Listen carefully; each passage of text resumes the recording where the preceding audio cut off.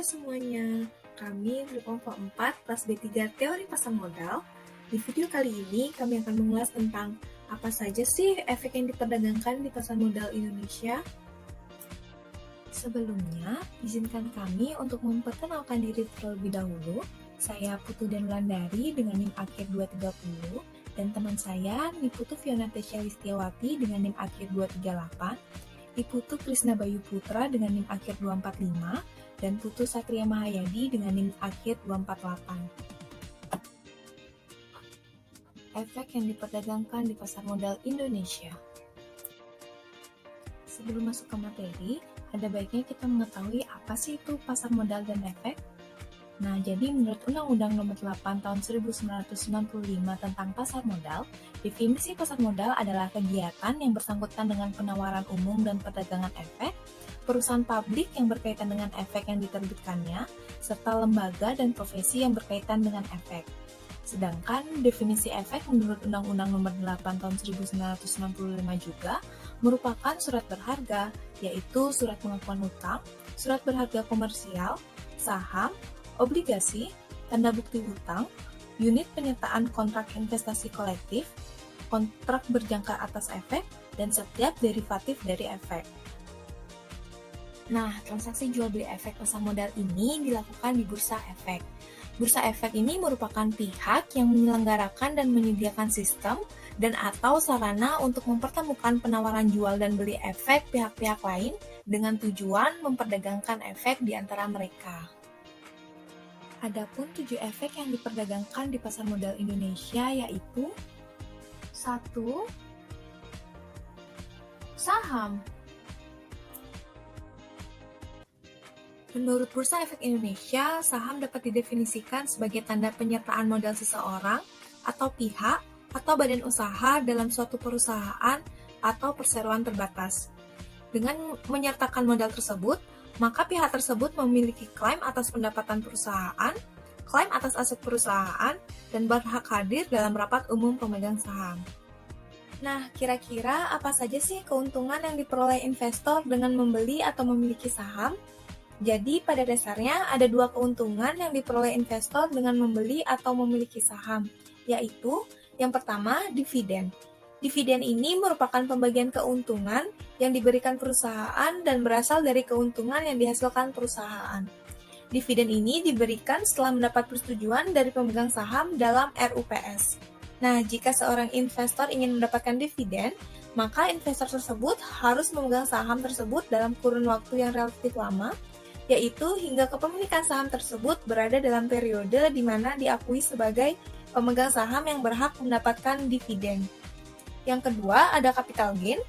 Capital gain ini merupakan selisih antara harga beli dan harga jual, di mana investor menjual harga saham lebih tinggi dibandingkan dengan harga beli. Nah, selain mempunyai keuntungan, saham ini juga mempunyai risiko. Ada 2 risiko saat investor membeli atau memiliki saham, yaitu yang pertama, capital loss. Capital loss ini merupakan kebalikan dari capital gain, yaitu suatu kondisi di mana investor menjual saham lebih rendah daripada harga belinya.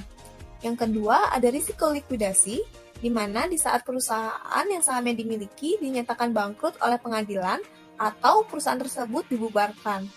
Nah, dalam hal ini, hak klaim dari pemegang saham mendapat prioritas terakhir setelah seluruh kewajiban perusahaan dapat dilunasi. Jika masih terdapat sisa dari hasil penjualan kekayaan perusahaan tersebut, maka sisa tersebut dibagi secara proporsional kepada seluruh pemegang saham. Namun, jika tidak terdapat sisa kekayaan perusahaan, maka pemegang saham tidak akan memperoleh hasil dari likuidasi tersebut. Kondisi ini merupakan risiko yang terberat dari pemegang saham. Nah, itu dia tadi beberapa keuntungan dan risiko jika kalian memiliki saham.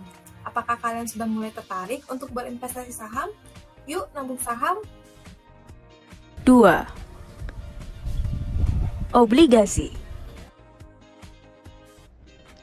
Menurut Bursa Efek Indonesia, obligasi dapat dijelaskan sebagai surat utang jangka menengah panjang yang dapat dipindahtangankan, yang berisi janji dari pihak yang menerbitkan untuk membayar imbalan berupa bunga pada periode tertentu dan melunasi pokok utang pada waktu yang telah ditentukan kepada pihak pembeli obligasi tersebut.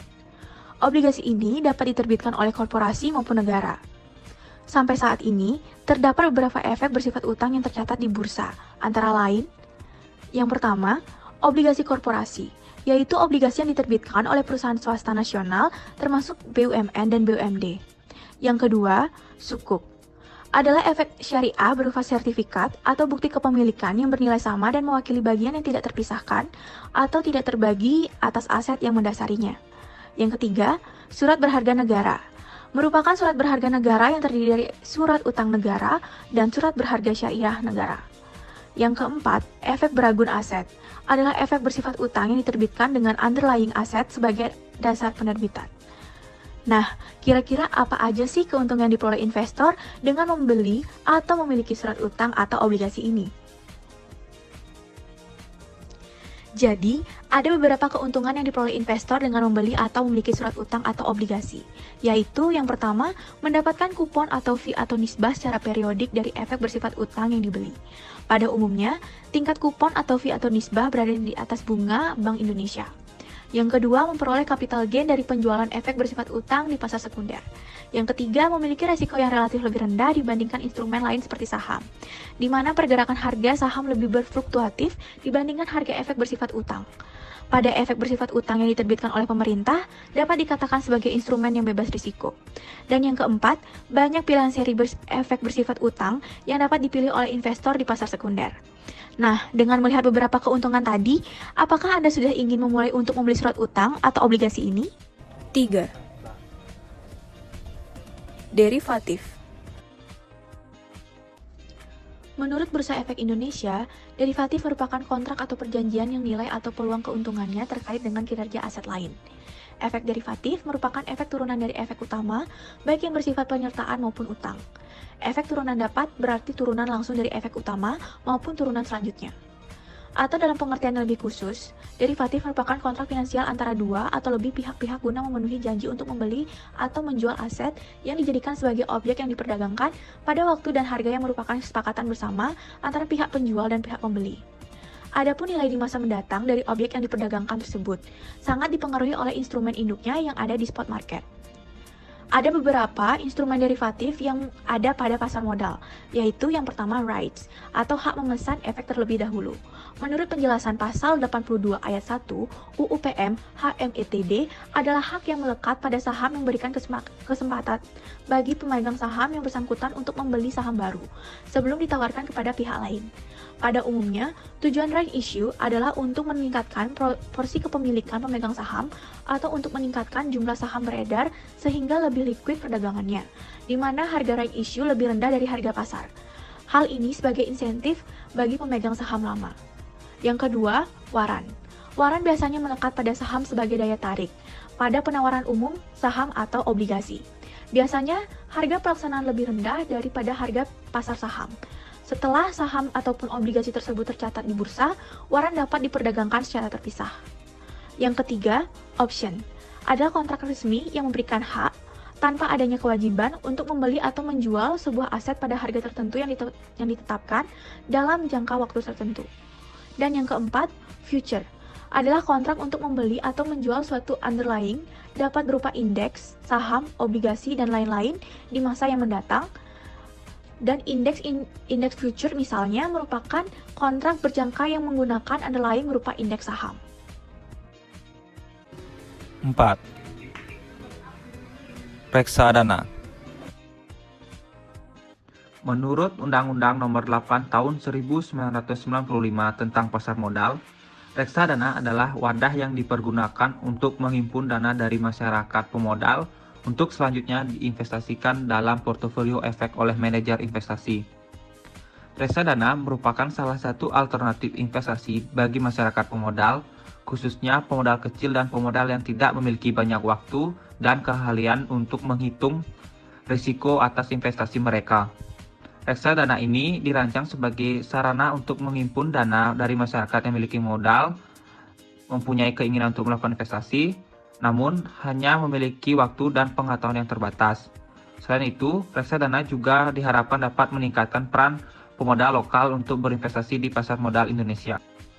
Nah, kira-kira apa saja sih keuntungan yang diperoleh investor dengan membeli atau memiliki reksadana? Jadi, ada beberapa keuntungan yang diperoleh investor dengan membeli atau memiliki reksadana, yaitu yang pertama pemodal. walaupun tidak memiliki dana yang cukup besar, dapat melakukan diversifikasi investasi dalam efek, sehingga dapat memperkecil risiko. Yang kedua, reksadana mempermudah pemodal untuk melakukan investasi di pasar modal. Menentukan saham-saham yang baik untuk dibeli bukanlah pekerjaan yang mudah, namun memerlukan pengetahuan dan keahlian tersendiri, di mana tidak semua pemodal memiliki pengetahuan tersebut. Yang terakhir, efisiensi waktu. Dengan melakukan investasi pada reksadana, di mana dana tersebut dikelola oleh manajer investasi profesional, maka pemodal tidak perlu repot-repot untuk memantau kinerja investasinya, karena hal tersebut telah dialihkan kepada manajer investasi tersebut. Namun, selain mempunyai keuntungan, reksadana ini juga mempunyai risiko. Nah, ada beberapa risiko saat investor membeli atau memiliki reksadana, yaitu yang pertama, risiko berkurangnya nilai unit pernyataan. Risiko ini dipengaruhi oleh turunnya harga dari efek, seperti saham, obligasi, dan surat berharga lainnya yang termasuk dalam portofolio reksadana tersebut. Yang kedua, risiko likuiditas. Risiko ini menyangkut kesulitan yang dihadapi oleh manajer investasi jika sebagian pemegang unit melakukan penjualan kembali atau redemption atas unit-unit yang dipegangnya. Manajer investasi kesulitan dalam menyediakan uang tunai atas redemption tersebut. Yang terakhir, risiko uang prestasi. Risiko ini merupakan risiko terburuk, di mana risiko ini dapat timbul ketika perusahaan asuransi yang mengasuransikan kekayaan reksadana tidak segera membayar ganti rugi atau membayar lebih rendah dari nilai pertanggungan saat terjadi hal-hal yang tidak diinginkan, seperti uang prestasi dari pihak-pihak yang terkait dengan reksadana, pialang, bank kustodian, agen pembayaran, atau bencana alam yang dapat menyebabkan penurunan NAB atau nilai aktivitas bersih reksadana. 5. ETF. Menurut Bursa Efek Indonesia, ETF adalah reksadana berbentuk kontrak investasi kolektif yang unit penyertaannya diperdagangkan di Bursa Efek. Meskipun ETF pada dasarnya adalah reksadana, produk ini diperdagangkan seperti saham-saham yang ada di Bursa Efek. ETF merupakan penggabungan antar unsur reksadana dalam hal pengelolaan dana dengan mekanisme saham dalam hal transaksi jual maupun beli. 6. Efek beragun aset atau EBA. Efek beragun aset adalah sekuritas investasi yang dijamin dengan kumpulan aset seperti pinjaman, sewa guna, utang kartu kredit, royalti, atau piutang. EBA mirip dengan sekuritas yang didukung hipotek atau mortgage-backed security. Bedanya, sekuritas yang mendasari EBA tidak berbasis hipotek. Bagi investor, efek beragun aset bisa menjadi alternatif utang korporasi. Ini lantaran EBA memungkinkan penerbit efek tersebut untuk menghasilkan uang tunai yang dapat digunakan untuk lebih banyak pinjaman. Dengan demikian, EBA juga memberikan kesempatan kepada investor untuk berpartisipasi dalam berbagai macam aset yang menghasilkan pendapatan. Jenis asetnya sendiri tidak liquid dan tidak dapat dijual terpisah. Jadi, menyatukan efek beragun aset ini memungkinkan pemilik aset menjadikan asetnya yang tidak liquid dapat dipasarkan menjadi investor. 7. Dana investasi real estate atau DIRE. DIRE diartikan sebagai kumpulan uang pemodal yang oleh perusahaan investasi akan diinvestasikan ke bentuk aset properti baik secara langsung seperti membeli gedung maupun tidak langsung dengan membeli saham atau obligasi perusahaan properti. DIRE merupakan sebuah alternatif pendanaan real estate atau properti yang efisien. Adapun beberapa objek yang dapat dijadikan DIRE, yaitu yang pertama, mall, yang kedua perkantoran, yang ketiga apartemen, yang keempat gudang, yang kelima hotel, keenam rumah sakit, dan yang terakhir aset real estate lainnya. Nah, kira-kira apa saja sih manfaat yang diperoleh investor dengan membeli atau memiliki DIRE? Jadi, ada beberapa manfaat yang diperoleh investor dengan membeli atau memiliki DIRE, yaitu yang pertama, pendapatan dan performa harga atau dividen tunai atau capital gain. Yang kedua, alternatif investasi di bidang properti yang sangat terjangkau. Yang ketiga, diverifikasi investasi. Yang keempat, perlindungan terhadap inflasi. Dan yang terakhir, transparansi. Thanks for watching, semoga bermanfaat.